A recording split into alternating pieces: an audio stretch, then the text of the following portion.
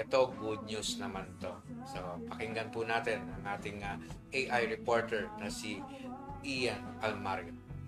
Kayo'y nanonood sa DZSB, ang himpilan ng katotohanan at paglilingkod.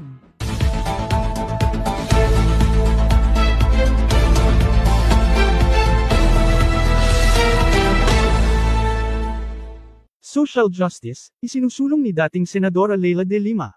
Bago tayo magpatuloy, huwag kalimutan mag-follow, mag-like, at i-share iyong aming Facebook page. At huwag din kalimutan mag-subscribe sa aming YouTube channel, ang Serbisyo Balita Live Online. Maraming salamat po. Mainit na tinanggap ng pamahalaang bayan ng Pakil Laguna sa pangunguna ni Mayor Vince Soriano, ang pagbisita ng dating senadora na si Leila de Lima.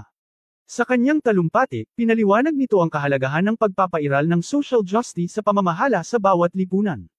Ipinaliwanag ng senadora na sa pagbibigay ng maayos at makatwirang pamamahala sa pagpapatupad ng mga polisiya, batas, at mga programa at proyekto, napapangalagaan nito ang seguridad at kapakanan hindi lang ng mamamayan, pati na din ang ekonomiya ng bayan ng Pakil. Sinabi pa ni De Lima na lubos siyang namangha sa laki ng transformasyon ng bayan ng Pakil sa ilalim ng pamamahala ni Mayor Vince Soriano. Pakil to where it is now, supposedly a fifth-class municipality, but earning an income incompatible to second-class or even first-class municipality. Napapanahon na po siguro na ma-reclassify na po itong munisipyo nyo into either a second-class or first-class municipality. Ayon din sa kanya, naging mahusay sa panunungkulan ng alkalde, at binigyan ng importansya ang lahat ng aspeto ng lipunan, mula sa infrastruktura, ekonomiya, edukasyon, kalusugan, at kapakanan ng bawat mamamayan. Arnie Barreiro po ng Serbisyo Balita. Putting aside sa politics, ano po ang kahalagahan ng political justice natin, ng social justice natin dito sa ating lipunan?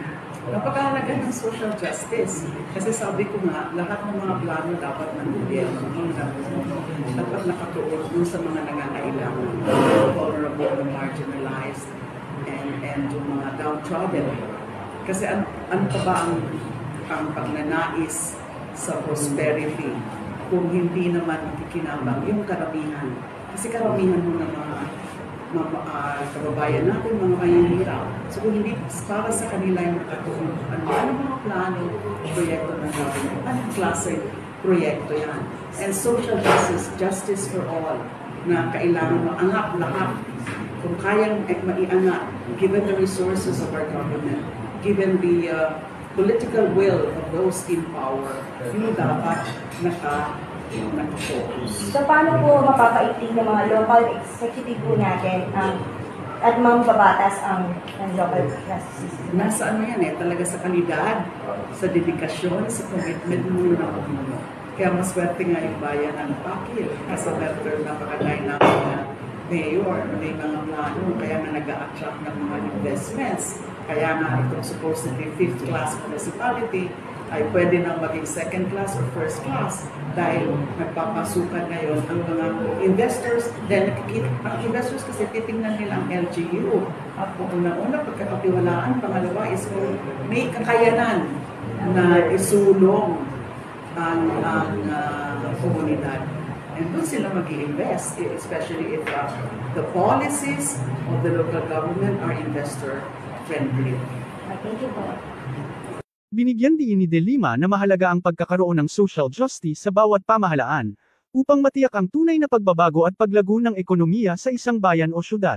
Ano ang balak ng bagyo para maisulong at mas magpaisip ng social justice system dito sa bayan ng Pakil? Well, magbigay ka ng kaunlaran na inklusibo. Ibig sabihin talagang nakakatulong din at talagang epektibo para sa mga mamamayan ng Pakil. So yun yung paraan natin para magkaroon talaga ng social justice.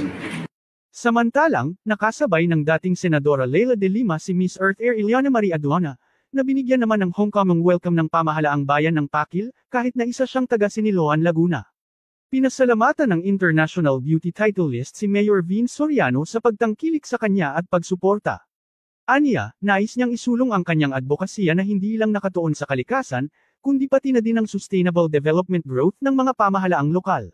Ito si Ian Almario, ang AI reporter ng Serbisyo Balita, nag-uulat para sa DZSB, ang himpilan ng katotohanan at paglilingkod.